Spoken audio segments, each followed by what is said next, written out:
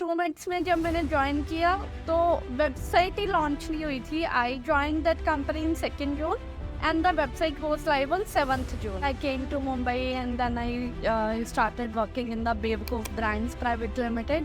ये भी पॉसिबिलिटी है कि आफ्टर 1 मंथ और 2 मंथ आपकी वेबसाइट पूरी डी इंडेक्स हो जाए, मतलब गूगल के डेटा से ही हट जाए. नो स्टार्टअप में सबसे बड़ा प्रॉब्लम क्या होता है कि आपको ना ट्रस्ट गेन करना पड़ता है.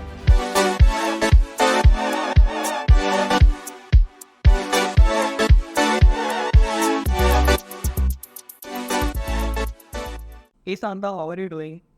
Hi Himanshu, I'm good. You say, how are you doing? I'm also doing absolutely fine. First of all, thanks for taking out your time and being on the podcast. Sure, fair. Welcome. It's my pleasure. So सबसे पहले आप हमारे audience के लिए पर अपनी थोड़ी introduction दे दीजिए. Of course. Hi everyone. As you know, my name right now, like Himanshu said, Shanta. So my name is Shanta, and I have a total 14 years experience in SEO.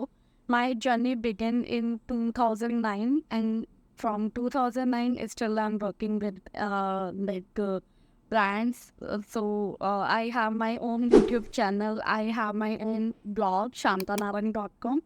So if I talk about my journey, so I started from link building actually. Every SEO person start from only off page or link building.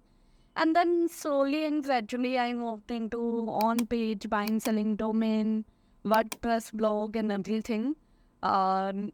Mostly people knows about digitalpointforum.com. So I was doing link building from digitalpointforum.com. And I was also selling and buying domain through same portal.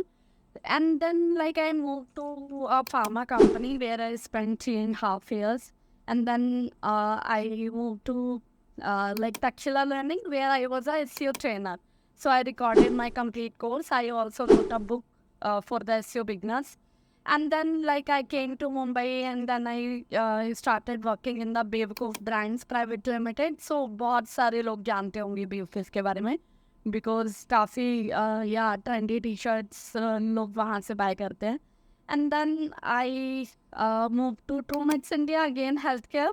So I created so many case study in my life in Bewakoof. We generate 3x revenue within first year. Then TrueMeds India, within 6 months we created a good traffic and impression and everything. The website was very new. And then I joined a digital marketing agency, Digital Refresh Network. So where I was hired as a senior SEO manager and within 6 months I got promoted as a SEO head. So the brands I was handling like Medanta Hospital, Motherhood IVF, Tata Motors, Godrej, P&G, so big brands basically. And recently I joined a company that is a London-based agency, Performance.io. So yeah, I'm enjoying my journey. In every organization, I'm learning some new things, and that is helping me to grow. So yeah, that's all about myself. तो जैसा कि आप देख सकते हो कि आप किसी भी रैंडम एक इंसान से एसईओ के बारे में आज नहीं सीखने वाले हो, आप एक एक्सपीरियंस इंसान से आप एक एसईओ के बारे में सीखने वाले हो. तो ये बहुत ज़्यादा इंपॉर्टेंट है कि आप इस एपिसोड को लास्ट तक जरूर देखें. सो अगर आप एक एसईओ को ऐसे डिफाइन कर सकते हो क्या कि अभी एक जो एकदम बिगनर देख रहा है, इसको एसईओ के बारे में कुछ नहीं पता, वो जानना है. ऑफ कोर्स मेरा जो भी पॉडकास्ट होता है, लाइक इससे पहले भी मैंने काफ़ी इंटरव्यूज पॉडकास्ट किए. You can find on the YouTube. Even you can Google my name and you will get all my social media channels and everything. So mostly मेरा यही होता है कि मेरे पॉडकास्ट को देखने वाले ऐसे भी लोग हैं जो एक्सपीरियंस्ड हैं और ऐसे भी लोग हैं जो जर्नी स्टार्ट करना चाहते हैं बट कहीं ना कहीं उनको एक स्टार्टिंग पॉइंट नहीं मिल रहा है. एंड ऐसे भी लोग हैं जहाँ पे लोगों को कुछ पता है और कुछ और जानना चाहते हैं, like mid level, junior level, senior level. For everyone it will be helpful. Okay. तो आप एक बार एसईओ को डिफाइन कर दीजिए. यस. सो एसईओ मैं एक बहुत लेमैन लैंग्वेज में बताती हूँ बिकॉज हम लोग तो टेक्निकल पर्सन है, हम लोगों को पता है search engine optimization. But layman language में मैं अगर बात करूँ, आजकल इवन मेरी मम्मा वो भी अमेजोन पे कुछ सर्च कर लेती हैं, like she is more interested in to like sweater वगैरह बनाने में.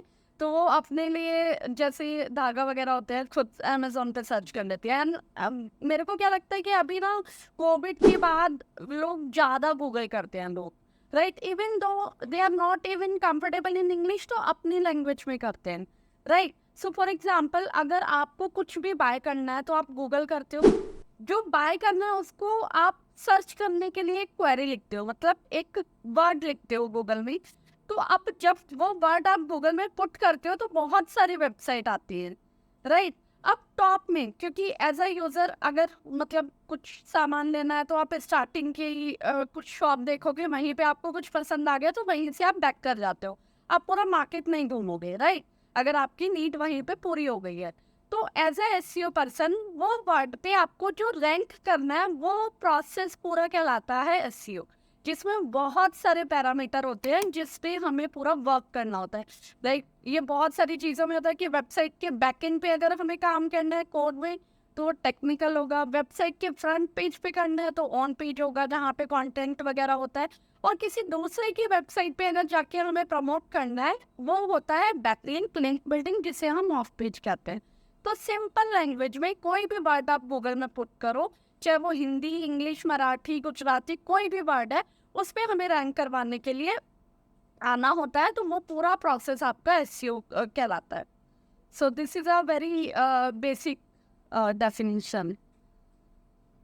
तो अगर इससे थोड़ा मैं और ऑडियंस के एकदम इजी वर्ड में थोड़ा समझाने की अगर कोशिश करूँ, तो सपोज अगर आपका एक टी शर्ट ब्रांड है एंड आप उसे मार्केट में प्रमोट कर रहे हो, तो अगर आपका सपोज आपके टी शर्ट ब्रांड का नाम XYZ है, तो अगर एक यूज़र टी सर्च करता है कि मुझे उधर से टी शर्ट लेना है, तो अगर वो टी शर्ट सर्च करता है तो अगर 10 वेबसाइट उसके सामने खुल करके आती है, तो आपकी वेबसाइट में ऐसा आप क्या करो कि आपकी वेबसाइट टॉप 1 या फिर टॉप 3 में उसके सामने दिखे, तो उस वही आप जो करने वाले होते हैं ना, उसे वो एसईओ कहते हैं। सही है राइट, ना? Correct, of course, you are definitely correct. So तो जैसा कि आपने बताया कि एक ऑन पेज एसईओ होता है और एक ऑफ पेज एसईओ होता है, तो आपको उन दोनों के बीच में थोड़ा डिफरेंशिएट करना चाहेंगे थोड़ा और detail? Yes yes, actually SEO में 3 पैरामीटर होते हैं, technical, on page, of page. Technical जो हम बैकएंड पे काम करते हैं, कोड पे काम करते हैं, मतलब बेसिकली जो वेबसाइट का पूरा स्ट्रक्चर होता है, डिज़ाइन करते हैं। PHP पे भी वेबसाइट बनती है, वर्डप्रेस पे भी। तो जो कोड वाला लेवल है, जैसे स्कीमा डालना साइट में, मतलब आपको तो पता ही है, एडवांस लेवल में आ जाता है वो सब चीज़ें, तो वो होता है टेक्निकल एसईओ, जहाँ पे हम कोड की बात कर रहे हैं।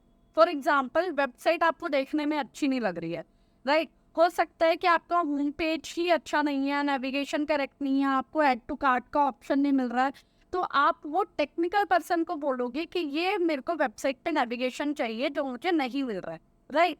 तो वो होता है टेक्निकल एसईओ, जहाँ पे आपको कोडर की रिक्वायरमेंट है, राइट। देन ऑन पेज आता है जहाँ पे हम कंटेंट पुट करते हैं वेबसाइट पे। जब आप कोई भी प्रोडक्ट सर्विसेज सर्च करते हो तो वो वेबसाइट पे कंटेंट होता है, इवन दो उसका यूआरएल भी आपको इजी टू रिमेंबर वाला ज़्यादा अच्छा लगता है। मतलब बहुत सारे लोग जो मैं देखती हूँ कि अगर गूगल में कुछ सर्च कर रहे हैं तो वहीं पे ही वो डिसाइड कर लेते हैं कि कौन सी वेबसाइट उनको ओपन करनी है, कौन सी नहीं। क्योंकि मेटा, जो हम मेटा राइट करते हैं किसी भी वेबसाइट के पेज के लिए, मेटा एसईआर पे में हाईलाइट होता है, हम वहीं से ही पढ़ लेते हैं कि ये वेबसाइट किस बारे में है। फॉर एग्जांपल जैसे आपने बोला टी शर्ट, मुझे टी शर्ट खरीदनी है और मैं टी शर्ट अगर फाइंड कर रही हूँ, वैसे तो ऐसा होगा नहीं क्योंकि गूगल की एल्गोरिथम बहुत ज़्यादा एडवांस है, तो टी शर्ट पे वो आपको शूज़ तो नहीं दिखाएगा definitely, but still for example अगर आपको टी शर्ट की जगह पे शूज़ दिखता है तो आप क्लिक नहीं करोगे वो वेबसाइट पे। This is a very broad example. अगर मैं शॉर्ट एग्जाम्पल दूँ तो वो टी शर्ट, अगर टी शर्ट का मेटा करेक्ट नहीं है, कन्विंसिंग नहीं है, तब भी आप क्लिक नहीं करोगे, राइट। तो जितना भी कंटेंट है in the sense of Meta, URL structure, bread crumb, everything जो ऑप्टिमाइज करते हैं हम कंटेंट में कीवर्ड कैसे पुट करने हैं। कीवर्ड जो हमने बात की थी कि आप कुछ भी सर्च करने के लिए जो वर्ड और टर्म यूज़ करते हो वो हमारे कीवर्ड होते हैं, जिसका हमें सर्च वॉल्यूम एक एवरेज, क्योंकि आप अकेले तो वो नहीं जिसको टी शर्ट खरीदनी है। अब टी शर्ट से रिलेटेड 1000+ इवन लैक्स में आपको कीवर्ड मिल जाएंगे, क्योंकि हर एक का अपना तरीका है कुछ भी सर्च करने का। बट उसका एक एवरेज महीने में लोग कितना सर्च कर रहे हैं उस पर्टिकुलर टर्म को, कीवर्ड को, वो गूगल आपको प्रोवाइड करता है। इवन तो गूगल नहीं, बहुत सारे फ्री भी टूल हैं, अदर टूल्स भी हैं, पेड टूल्स भी हैं, जिससे आपको एक एवरेज समझ में आ जाता है कि अगर मैं टी शर्ट सर्च कर रहा हूँ तो 1 लाख+ लोग इंडिया में, इवन आपको कंट्री बेस पे भी सर्च वॉल्यूम मिलता है, राइट। कंट्री की जगह आप स्टेट वाइज भी आपको सर्च वॉल्यूम मिलता है। फॉर एग्जांपल बेंगलोर में, मुंबई में, महाराष्ट्र में कितने लोग वो टाउन को सर्च कर रहे हैं। सर्च वॉल्यूम मतलब एक नंबर होता है, राइट। तो वो जब आपको डेटा मिलता है तो अभी क्या करना होता है कि वो कीवर्ड हम मेंटेन कैसे करेंगे। अगर गूगल को वो कीवर्ड ही नहीं मिल रहा है हमारे उसमें, इवन दो गूगल की भी बात छोड़े, यूजर को ही नहीं मिल रहा है, तो यूजर नहीं क्लिक करेगा ना। तो आपको वो कीवर्ड कैसे मेंटेन करना है कंटेंट में, वो सारा प्रोसेस होता है ऑन पेज में, राइट। मतलब आपको कंटेंट कैसे ऑप्टिमाइज करना है। देन आता है ऑफ पेज। ऑफ पेज का मतलब इसी से ही समझ में आ रहा है कि हम अपनी वेबसाइट पे कोई चेंजेस नहीं करते हैं, अपनी वेबसाइट के यूआरएल का बैकलिंक बनाते हैं थर्ड पार्टी वेबसाइट पे।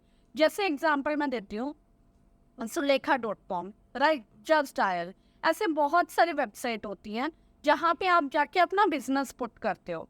तो उससे क्या होता है, गूगल को समझ में आता है कि अरे ये वाली वेबसाइट भी इसके बारे में बात कर रही है, तो वो थोड़ा रैंक में हेल्प करता है। अब कैसे माउथ पब्लिशिंग भी कुछ होती है ना, राइट। तो हम मतलब कोई प्रोडक्ट खरीदते हैं, अगर हमें अच्छा लगा तो हम 10 लोगों को और बताते हैं, राइट। सेम एज अगर आपकी, हाँ, पब्लिसिटी। सो बेसिकली आपकी वेबसाइट के बारे में अगर दूसरी वेबसाइट, अब आप डिजिटली हो तो वहाँ पे लोग तो उतना मैटर नहीं करेंगे ना, तो वहाँ आपको वेबसाइट्स को रीच करना होगा कि आप मेरे बारे में बात करिए। अब वो लिंक आपको कैसे पुट करना है, उसके बहुत सारे वेज है। क्वालिटी पे हमेशा ध्यान दीजिए, अच्छी वेबसाइट पे अपना लिंक पुट करिए, क्योंकि होता है ना कि एक एक्सपीरियंस्ड बंदा अगर बता रहा है कि ये प्रोडक्ट अच्छा है तो हम ट्रस्ट करते हैं। इवन दो आज के टाइम में भी हम घरेलू नुस्खों पे क्यों ट्रस्ट करते हैं, क्योंकि वो हमारे दादी नानी के ज़माने के, राइट। तो ऐसे ही गूगल भी तो उस चीज़ को फॉलो करेगा कि इतनी पुरानी वेबसाइट है, इतनी अच्छी वेबसाइट है, अगर ये इसकी वेबसाइट के बारे में बात कर रहा है तो it means it is a good website. तो वो हेल्प करेगा आपको रैंक करवाने में थोड़ा ऊपर। सो ये 3 पैरामीटर है जिस पे आपको फोकस करना है। बट ये 3 कहने में बहुत छोटा है, जब आप डीप डाइव करोगे तब आपको समझ में आएगा कि टेक्निकल में 1000 चीज़ें हैं, ऑन पेज में 1000 चीज़ें हैं, ऑफ पेज में इतनी चीज़ें हैं। तो आपको पूरा मतलब you have to like hit and trial, you have to do every hit and trial. आपको अपने हाथ गंदे करने पड़ेंगे, अच्छे से उसको सीखना पड़ेगा। अगर आज मैं यहाँ पे हूँ तो मैंने on page, technical, of page सब कुछ किया है, प्रपोजल बनाया है, everything I did, client meeting, तब क्या कि मैं यहाँ तक आई हूँ, राइट।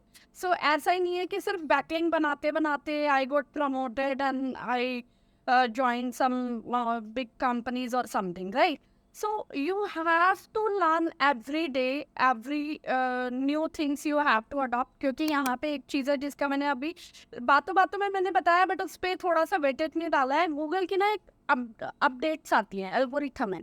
मतलब गूगल क्या बोलता है कि आप है ना लीगली वे में काम करो, एथिकल वे में, राइट। आप अगर अनएथिकल वे में काम करोगे तो मैं आपकी वेबसाइट को रैंक नहीं करूँगा। हो सकता है वो गूगल अपने डेटाबेस से ही हटा दे। तो अभी जैसे हमने बैकलिंक की बात की है, अब यहाँ पे क्वालिटी बैकलिंक मैंने ऑलरेडी मेंशन किया। अगर आप क्वांटिटी पे फोकस करोगे कि फॉर एग्जांपल ठीक है, मैं 300, 500, 600 बैकलिंक एक दिन में बना देता हूँ ये वेबसाइट की और 1 महीने में रैंक कर जाएगी, हो सकता है आपकी वेबसाइट रैंक कर जाए। बट ये भी पॉसिबिलिटी है कि आफ्टर 1 मंथ और 2 मंथ आपकी वेबसाइट पूरी डी इंडेक्स हो जाए, मतलब गूगल के डेटा से ही हट जाए। सो वो आपको फ्यूचर में इतना प्रॉब्लम करेगा, नया डोमेन लोगे और अगर उसको रिकवर भी करना है तो बहुत ज़्यादा एफर्ट्स लगने वाले हैं। तो बेटर है कि पहले से ही गूगल की बहुत सारी अपडेट्स है, पांडा, पेंगुइन, कंटेंट के लिए अलग अपडेट्स हैं, बैकलिंक के लिए अलग अपडेट है, टेक्निकल के लिए अलग है, कोर वेब वाइटल वगैरह, सब कुछ आप अच्छे से पढ़ो एंड देन उसको इम्प्लीमेंट करो, तभी आपको बेनिफिट है, अदरवाइज नहीं पे। आई थिंक आपने बहुत डिटेल में बता दिया है, ऑडियंस को बहुत ज़्यादा अच्छे से समझ में आ गया है। And I also was thinking website की सबसे इंपॉर्टेंट चीज़ होती है वो एसईओ होती है। एक स्टार्टिंग में सीजन 2 में एक स्टार्टअप भी आई थी, उसका मुझे नाम रिमेंबर नहीं है, बट वो DIY प्रोडक्ट्स में डील करती थी। तो उन्होंने क्या बताया था, आई थिंक अपने एपिसोड अगर देखा होगा तो उन्होंने बताया था कि हमारा जितना भी अभी ग्रोथ हुआ है ना वो एसईओ की वजह से ही हुआ है। उनकी सबसे अच्छी टीम एसईओ की है। तो अगर आप गूगल में DIY सर्च करोगे, फिर कुछ भी सर्च करोगे तो ना उनका ही वेबसाइट सबसे अपर पे आएगा, राइट। सो ऐसी बहुत सारी कंपनीज है, मैं आपको बहुत सारी कंपनीज में बता सकती हूँ जो लोग पेड या अदर मार्केटिंग नहीं करते, सिर्फ एसईओ। फाइनेंशियल मार्केट में बहुत सारे ऐसे लोग हैं जो सिर्फ एसईओ के थ्रू ही बहुत अच्छा बिजनेस ड्राइव कर रहे हैं। मतलब एसईओ एक ऐसी चीज़ है कि जहाँ पे आप शुरू के 3 महीने 6 महीने आपको हो सकता है रिटर्न नहीं मिले, बट आफ्टर 6 मंथ अगर आपने एसईओ अच्छा किया है तो आपका मतलब इतना अच्छा रेवेन्यू होगा जो आप पेड से भी नहीं लेके आ सकते। And that is a long term ना। एक बार आपका कीवर्ड रैंक हो गया, आपको मेंटेन रखना है, आपको ध्यान रखना है कि आपके कॉम्पिटिटर नया क्या कर रहे हैं सो दैट आप भी पुट करो। फॉर एग्जाम्पल अगर मैं मेडिकल डिपार्टमेंट की बात करूँ, अभी हार्ट से रिलेटेड कितना मतलब हाइप है, राइट? अगर वुमेन हेल्थ से रिलेटेड कितनी डिसीजेज है जो नई नई आ रही हैं, तो अगर आप अपना कंटेंट अपडेट नहीं करोगे तो गूगल को लगेगा। अब आप मतलब पुराने जमाने की बातें अगर आप करोगे तो नया भी तो कितना कुछ ऐड ऑन हुआ है ना। मैं हमारी जनरेशन थी, लेकिन अगर हमारे बच्चे हैं उनको हम पुरानी और नई जनरेशन दोनों के बारे में बताते हैं कि पहले ये होता था अभी ये होता है, राइट? तो ऐसे ही आपको अपनी वेबसाइट पे भी कंटेंट अपडेट करना है। फॉर एग्जांपल कुछ भी नया आया उसको एक पैराग्राफ डाल दो तो गूगल को भी समझ में आएगा कि हाँ ये लोग अपना कंटेंट रिसर्च करते हैं, राइट? तो इसलिए आपको अपडेटेड रहना पड़ता है और वो लॉन्ग टर्म तक आपको एसईओ हेल्प करता है। और इन्वेस्टमेंट बहुत कम है, सबसे बड़ी बात, बस आपको टीम चाहिए अच्छी। या सो आपने जब अपनी अभी तो आप बहुत ज़्यादा एक्सपीरियंस हो चुके हैं, बट आपने जब अपनी जर्नी की शुरुआत की थी तो आपने एसईओ कैसे सीखा था? और अभी अगर एक बिगिनर इस फील्ड में आना चाहता है तो वो एसईओ के बारे में कैसे सीख सकते हैं? मतलब ऐसे कौन कौन से लेजिट सोर्सेस हैं एसईओ के लिए? एक्चुअली जब मैंने स्टार्ट किया था ना, फ्रैंकली स्पीकिंग, उस टाइम 8% इंडिया में लोग थे जो डिजिटल मार्केटिंग के बारे में जानते थे। अब वो 8% में भी मोस्टली प्रोफेशनल ही होंगे। इवन मेरे लिए टफ होता था लोगों को एक्सप्लेन करना कि मैं क्या करती हूँ, राइट? एक गर्ल के लिए तो और ज़्यादा डिफिकल्ट है ऐसे किसी फील्ड में काम करना जहाँ पे लोगों को अवेयरनेस ही नहीं, राइट? सो मेरी जर्नी तो बहुत टफ थी, but now it is everybody knows about digital marketing, right? तो आपके लिए इतना इजी हो गया है, इतना कंटेंट है, हम लोगों को तो गूगल पे भी कुछ नहीं मिलता था उस टाइम पे, राइट? यूट्यूब तो बहुत दूर की बात है, तो हम लोग खुद ही हिट एंड ट्रायल करके सीखे हैं। बट आज की जनरेशन के लिए इतना इजी हो गया है ना, आप हो सकता है गूगल यूट्यूब पे कंटेंट मिले वो फ्लो में ना हो, बट उसके लिए आप एक मेंटोर देते हो जिससे आप चीज़ें डिस्कस कर सकते हो, राइट? मेरी भी फैमिली में बहुत सारे लोग हैं जो सीखना चाहते हैं, मोस्टली हाउसवाइफ हैं जो मेरी भाभी वगैरह, वो लोग भी चाहते हैं कि वो कुछ सीख के घर बैठ के, बिकॉज ये एक ऐसा फील्ड है वुमेन्स के लिए कन्वीनियंट है कि वो लोग घर बैठ के कुछ कर सकते हैं, उन्हें बाहर नहीं जाना है, वो फैमिली और वर्क लाइफ दोनों बैलेंस कर सकते हैं। तो आजकल के जनरेशन में आप एक ऐसा पर्सन रखो अपनी लाइफ में जिसको एसईओ के बारे में नॉलेज है और वो आपको गाइड करे कि आपको स्टार्ट कैसे करना है, आप राइट ट्रैक पे हो या नहीं हो।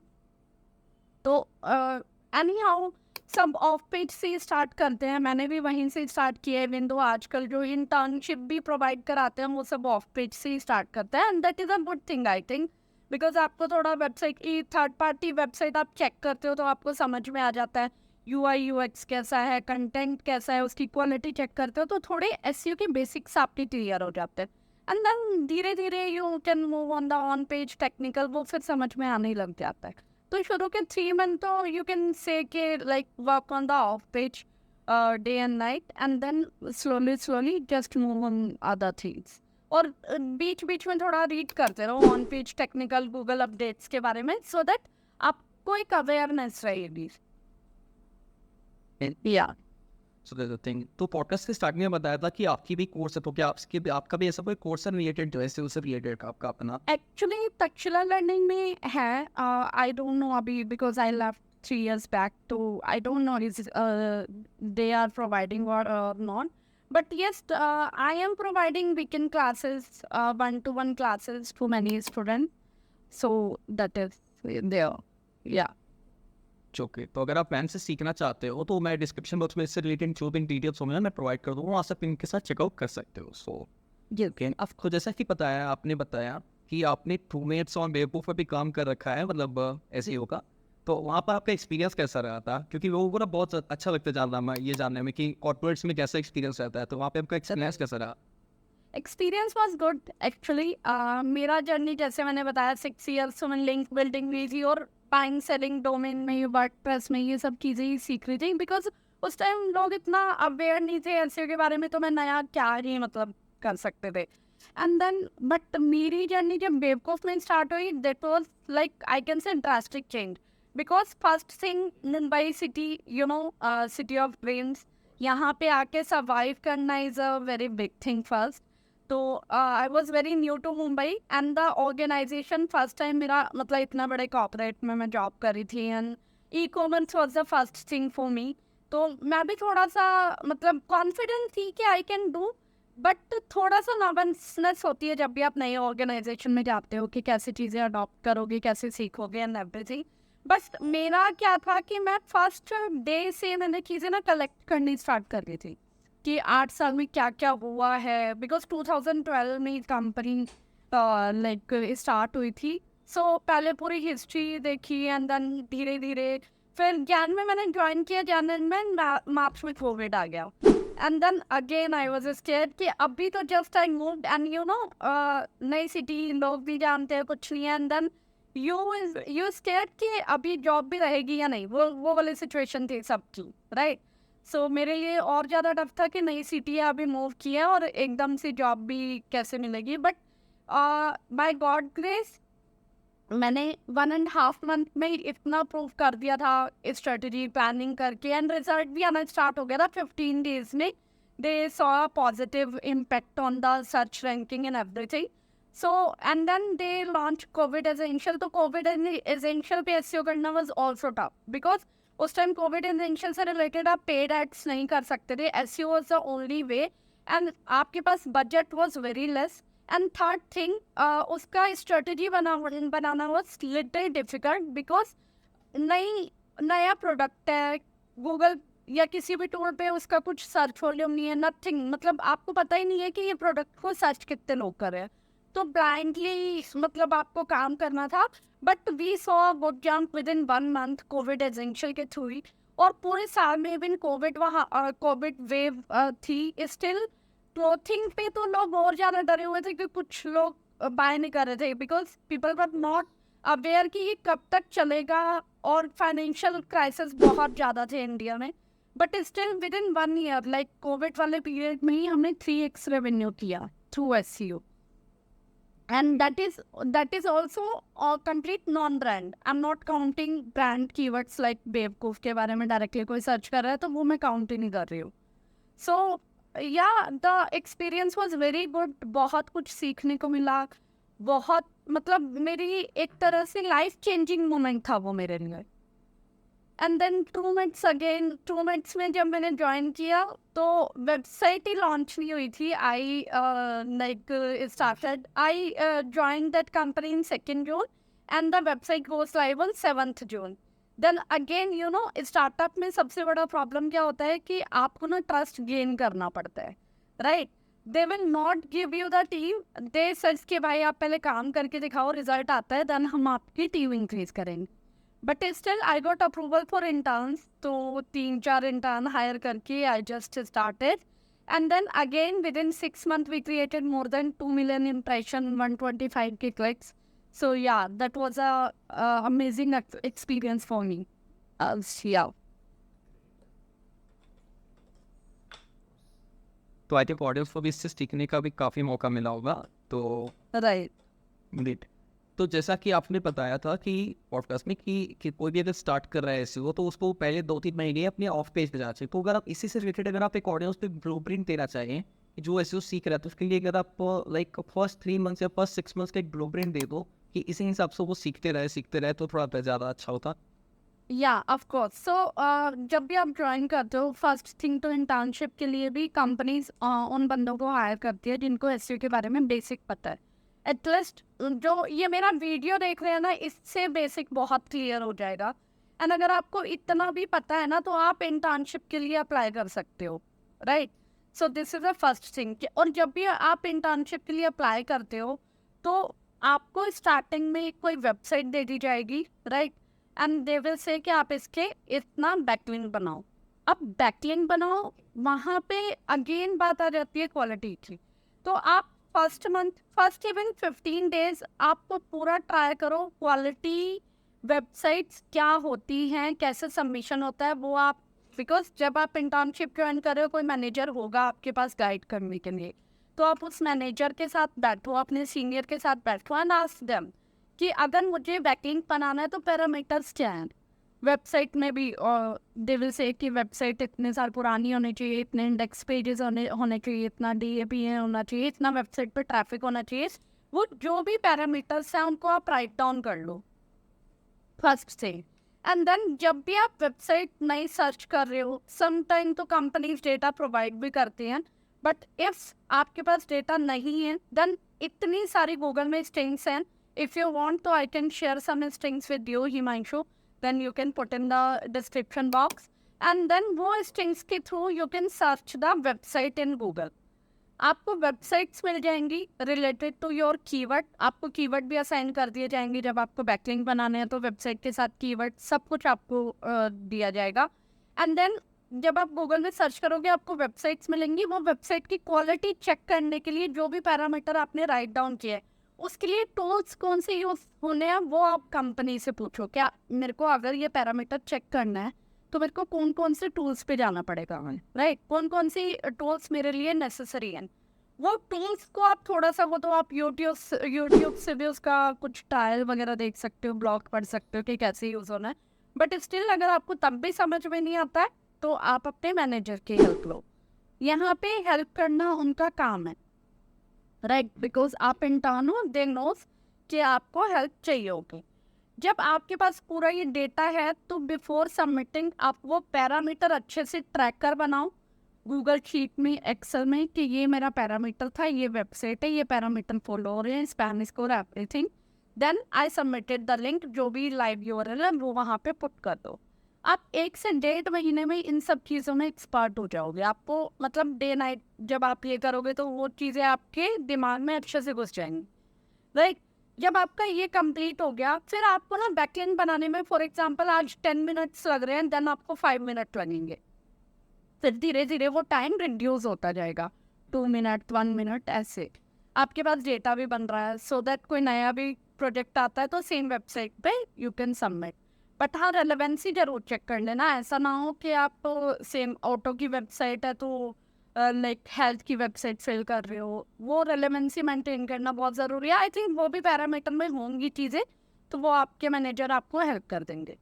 जब आपका फर्स्ट 1.5 मंथ का ये हो गया, 15 डेज में लेके चल रही हूँ कि आप चीज़ें समझने में, टूल समझने में, पैरामीटर समझने में जाएगा। And 1 month is enough time to learn backlinking. Then you have to move on the on page. Then on page में आप अपने मैनेजर से पूछो कि क्या क्या करना होता है, राइट? उसका एक चेकलिस्ट बनाओ। देन एक वेबसाइट ले लो, चाहे वो छोटी वेबसाइट हो, ब्लॉग हो, एंड देन उस पर वो स्ट्रेटजी अपना एक बनाओ। क्या कीवर्ड हो सकते हैं, कैसा मेटा बनाना है, कैसे कंटेंट ऑप्टिमाइज करना है, टेक्निकल में क्या क्या चीज़ें फॉलो करनी है और क्या इम्प्लीमेंट है क्या नहीं है, राइट? आपको टेक्निकल की भी चेकलिस्ट बनानी चाहिए। Site map, robot.txt, schema, UI UX, core web vital, everything. अगर वो मल्टीलिंगुअल वेबसाइट है लाइक अदर कंट्रीज में भी उनकी वेबसाइट है तो वहाँ पे href स्लैंग भी यूज़ होता है। एंड अभी मैं कंफ्यूज नहीं करूँगी, और भी बहुत सारी चीज़ें हैं। अगर मैं इतना कुछ बोलूँगी तो शायद सब कंफ्यूज हो जाएंगे। तो वो ये बेसिक चीज़ें हैं, इनको आप फॉलो करो। पहले तो तीनों की जैसे जैसे मैं आपको बता रही हूँ ना, सबसे बेस्ट है कि चेकलिस्ट का एक शीट बनाओ या टैब बनाओ। जैसे एक शीट में आप of page, technical, on page का, एंड देन ट्रैक करो उसको कि मैं ये वेबसाइट पे ये करना है, ये टिक मार्क है या नहीं। That is the best way to track your performance as well. And then जो कीवर्ड पे काम किया है उसको 15 दिन में चेक करो कि रैंक कहाँ हो सकता है। पहले वो टॉप 100 में नहीं था, अभी 100 में आ गया है, देन 50 में आ गया, तो वो आपका ना कॉन्फिडेंस में बूस्ट होगा कि मैंने इस वेबसाइट पे काम किया था तो अभी मैं यहाँ पे रैंक करने लगा हूँ। सो वो फीलिंग ना बहुत अच्छी होती है। इवन मेरे को अभी भी वो अच्छा लगता है, कोई कीवर्ड रैंक करता है ना किस पे काम किया, तो आई फील वेरी गुड। क्योंकि इसमें अपनी मेहनत लगी हुई होती है। Right right right. तो यहाँ पे एक पार्ट मैं भी ऐड करना चाहूँगा। जैसे कि मैम ने आपको एक अच्छा सा ब्लूप्रिंट बता दिया कि आप कैसे कैसे एसईओ को सीख सकते हो, बट आपको बस ऐसा ही नहीं करना है कि आप सीखते सीखते एक लर्निंग लूप में फंस जाओ एंड देन आप उसे इंप्लीमेंट मत करो। आप एक चीज़ सीखो, उसे इंप्लीमेंट करो, एंड जितना ज़रूरी आपके लिए सीखना है ना, उससे कई ज़्यादा ज़रूरी है कि आप उसे इंप्लीमेंट करो। So that right, of course ये इम्प्लीमेंट का ही था मेरा कि जो भी आप कर रहे हो उसको मतलब इम्प्लीमेंट करो एंड देन तभी वो रैंक करेगा keyword and you will get that confidence. तो अभी के टाइम पे भी कोई भी अगर एक बिगिनर किसी भी स्किल में या फिर किसी फील्ड में आगे बढ़ना चाहता है ना, तो उसके मन में सबसे पहले जो क्वेश्चन आती है ना, वो यही होता है कि यार एआई का टाइम आ रहा है। सपोज अगर हमने किसी में स्किल को सीखने में 5 महीने 6 महीने दिए एंड सपोज अगर रैंडम से एक ऐसा एआई टूल निकल के आ गया जो वो काम खुद कर दे रहा है, तब तो मेरा स्किल सीखना ही बेकार हो जाएगा एंड मुझे कोई जॉब के लिए हायर भी नहीं करेगा। तो क्या आपको लगता है कि एआई कभी एसईओ एक्सपर्ट्स की जगह ले सकता है, कंप्लीटली रिप्लेस कर सकता है एसईओ एक्सपर्ट्स को? नहीं, आई डोंट थिंक सो कि ऐसा हो सकता है। फर्स्ट थिंग तो अभी लोग ये भी बोल रहे थे कि चैट जीपीटी ने कंटेंट राइटर्स की जॉब ले ली, बट आपको लगता है कि अभी तक किसी ने चैट जीपीटी वाला कंटेंट डाला होगा अपनी वेबसाइट पे? बिकॉज लॉजिक बताती हूँ आपको। हमें ये पता है कि गूगल के एल्गोरिथम्स बहुत एडवांस है, राइट? एआई कंटेंट उसको समझ में आता है, और जो चैट जीपीटी भी कंटेंट दे रहा है वो पूरा सर्च इंजन से ही तो दे रहा है, जो ऑलरेडी गूगल में कहीं रैंक कर रहा है या याहू पे रैंक कर रहा है, वही तो दे रहा है। वो कॉपीड कंटेंट अगर आप डाल के उसको ट्वीट भी करोगे तो इंटेंट तो सेम ही है ना। अगर गूगल की BART update, rank brain update का आपको पता हो, तो वो गूगल बोलता है कि हम लोग है ना वर्ड का इंटेंट समझते हैं। जैसे आप एप्पल अगर गूगल में सर्च करोगे तो एप्पल का लैपटॉप भी है, मैकबुक भी है, और फोन्स भी है, अदर एसेसरीज भी है, और ग्रोसरी भी है, मतलब एप्पल फ्रूट भी है। बट वो आपकी हिस्ट्री के अकॉर्डिंग आपके सर्चेस में रिजल्ट दिखाता है, राइट? तो ऐसे ही चैट जीपीटी वाला कंटेंट ना कोई भी यूज नहीं कर रहा है। फर्स्ट थिंग, मतलब मैंने भी इतने सारे क्लाइंट्स के साथ काम किया, वो खुद ही मना कर देते हैं कि चैट जीपीटी से कंटेंट मत लेना। आप रिसर्च के लिए यूज कर सकते हो, ऐसा नहीं है कि एआई का बेनिफिट नहीं है। एआई का बेनिफिट है कि पहले रिसर्च में हम लोगों को बहुत टाइम लगता था, कुछ भी कंटेंट अगर क्रिएट करना है तो 10 वेबसाइट देख के देन एक कंक्लूजन होता था। अभी आपको कंक्लूजन डायरेक्टली मिल रहा है, तो वो कहीं ना एडवांस हो रही हैं चीज़ें, बट ख़त्म नहीं हो रही हैं। तो इसीलिए अब फॉर एग्जांपल अगर मैं 2009 वाली स्ट्रेटजी आज फॉलो करूँगी तो मेरा एसईओ कुछ फ़ायदा ही नहीं है, राइट? मतलब वो रिजल्ट भी नहीं लेके आएगा। तो day by day because I am learning, तो वो आपको एड ऑन तो करना ही है अपनी नॉलेज में। सेम एज एसईओ में आप चैट जीपीटी आ गया है तो अभी आपको क्या मतलब कैसे अपने कंटेंट को रैंक करवाना है, वो स्ट्रेटजी आपकी चेंज होगी। बट इन डजंट मीन कि वो एआई आपकी जॉब ले लेगा, ऐसा कुछ कोई एआई ऐसा नहीं है जो एसईओ कर दे। ऐसे तो एसईएमराइज, एएचआरएफ इतने टूल है, लोग बोलते हैं कि अगर एसईएमराइज ले लो तो ज़रूरत ही नहीं है किसी बंदे की, वही एसईओ कर देगा। Not possible. Still people are using SEMrush, एएचआरएफ to make their job easy, right? For example एक कीवर्ड रिसर्च करने के लिए अभी एसईएमराइज पे आपको इंटेंट मिल जाएंगे, informational, commercial, navigational, FAQs, everything. But still you are using that tool to make your job easy, not कि वो आपका काम कर रहा है। सो ये पहले ना माइंडसेट अपना चेंज करना होगा हम लोगों को। ऐसे डरेंगे तो कहीं पे भी कुछ नहीं कर पाएंगे, यू नो, राइट? तो नई चैलेंजेस लेना यही तो सबसे अच्छा काम है, बिकॉज हम चैलेंज लेते हैं तो हमें पता होता है कि हमें करना है, बट उससे डर के नहीं बैठेंगे। वो तो फिर आप किसी भी फील्ड में चले जाओ, अभी शॉपकीपर्स है, राइट? आपके भी गली में होंगे शॉपकीपर, तो मॉल खुल गए तो फिर तो लोगों को मॉल्स में ही जाना चाहिए। ये स्ट्रीट वेंडर इन सब की जरूरत नहीं होनी चाहिए ना। एडवांस चीजें आ रही हैं, उनको अडॉप्ट करो उनके साथ, लाइक, और बट एक लिमिट होती है हर चीज़ की। आप डेली मॉल नहीं जा पाओगे, राइट? स्टिल आप जो वो मार्केट में आते हैं सब्जी बेचने वाले, स्टिल आप फ्रेश सब्जियां वहीं से ही खरीदोगे।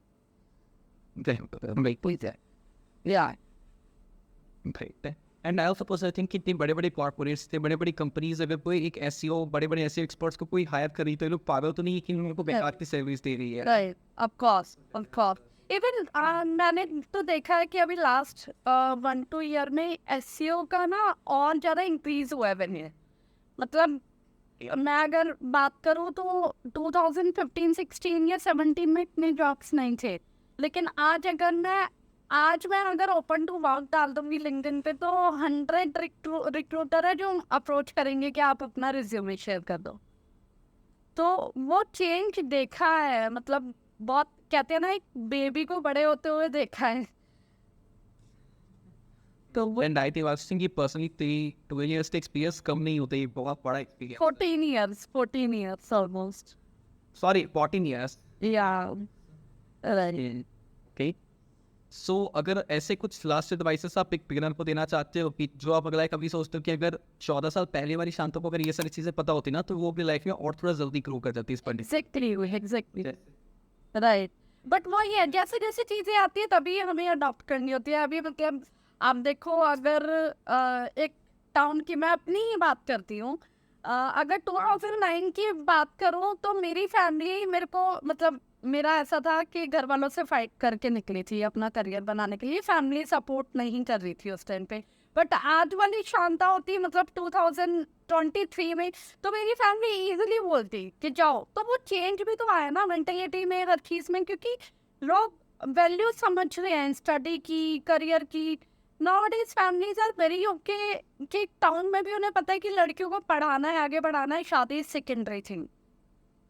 सो वो चेंज आता है, उस चेंज के अकॉर्डिंग हम अपने आप को चेंज करेंगे तो that is good, right. But it doesn't mean कि वो चेंज से हम डर जाएंगे। हाँ, तो मैं वही बता रहा था कि समय के साथ लोगों की मेंटेलिटी बहुत चेंज होती है कि लाइक अब लड़कियों को ज़्यादा अपॉर्चुनिटी दी जाती है कि नहीं, इससे लड़कों का काम सिर्फ इतना नॉर्मल काम नहीं होता है कि थोड़ा सा पढ़ना फिर शादी कर लेना, that's not the thing. Right अब तो वो भी अपॉर्चुनिटीज दी जाती है कि नहीं, इनकी भी अपनी लाइफ है, इन्हें भी सब कुछ करते हैं। राइट। So, मैं खुद आपको बता रही हूँ, अगर 2009 में अगर मेरी फैमिली की जो आज थॉट्स है वो 2009 में होती तो शायद मैं आज और ज़्यादा अच्छे से ग्रो कर पाती। बिकॉज एक होता है सपोर्ट के साथ आगे बढ़ना और विदाउट सपोर्ट, बिकॉज फैमिली का सपोर्ट नहीं है ना तो एक मेंटल पीस भी नहीं होता।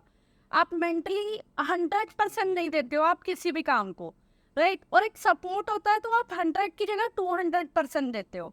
तो मुझे ये लगता है कि जो थॉट्स आज मुझे लेके मेरी फैमिली के हैं, अगर उस टाइम पे होते ना शायद आज मैं कहीं और होती, ऐसा मैं सोचती हूँ। तो वो सबके साथ ही होता है सपोर्ट, इसीलिए फैमिली चाहिए होती है for the support. So that is a thing मतलब। बट आई एम हैप्पी कि ठीक है, मे बी यही सब चीज़ें मेरे लिए करेक्ट थी, स्ट्रगल करके सेल्फ मेड बनना एंड एवरीथिंग। बिल्कुल बिल्कुल, क्योंकि और हर एक चीज़ ना हमें लाइफ में कुछ ना कुछ सिखाती ज़रूर है। Exactly right. और स्ट्रगल करके जो आगे आता है ना वो लॉन्ग लास्टिंग रहता है, उसको वैल्यू पता होती है कि उसने जो पाया है ना उसकी क्या वैल्यू है। क्वेश्चन, तो मैं उम्मीद करता हूँ अगर ऑडियंस इस पॉडकास्ट को इस पॉइंट तक देखा होगा तो इस पॉडकास्ट से बहुत ज़्यादा वैल्यू मिली होगी। एंड अगर आपको इन केस कोई भी डाउट्स है तो आप कमेंट बॉक्स में पूछ सकते हैं, शांता जी इनकी रिप्लाई करने की पूरी कोशिश करेंगी। एंड इनके जितने भी सोशल मीडिया लिंक्स है वो मैंने डिस्क्रिप्शन बॉक्स में मेंशन कर दिया, आप वहाँ से इन्हें फॉलो या फिर इनके साथ कनेक्ट हो सकते हो गाइस।